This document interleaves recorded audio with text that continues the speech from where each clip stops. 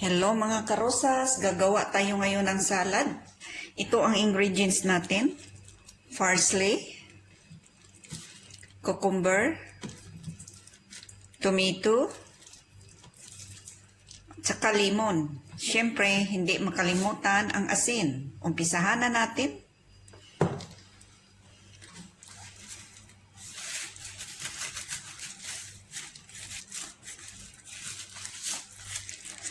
Una natin gawin, i-slice natin ang kamatis.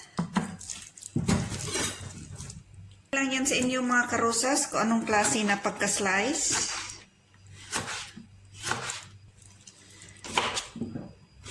Cucumber.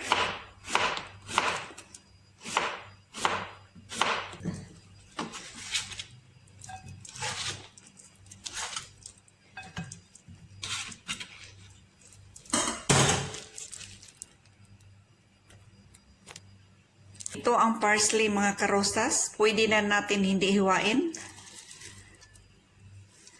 Halo na natin.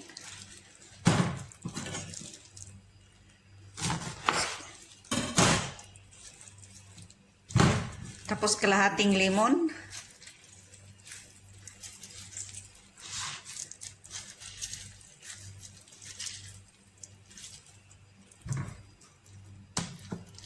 Asin mga karosas.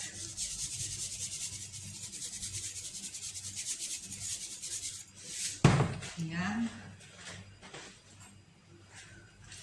Kuha tayo ng kutsara. Sarap. Ang bango-bango sa lemon. Ang sarap na mga karosas. Ang sarap ito. Fresh salad. Ay. Ang lutong mga karosas. Ang sarap kasi sa cucumber. Malutong mga karosas kasi fresh ang cucumber, fresh ang kamatis. Kahit kamatis lang at saka cucumber mga karosas, masarap na siya isalad. Lagyan lang natin ng lemon. Pag wala tayong lemon, pwede kunting vinegar at saka kunting asin.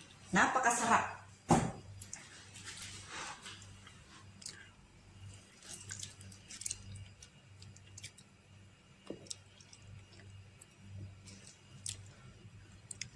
Hanggang dito na lang tayo mga karosas. Thank you so much for watching.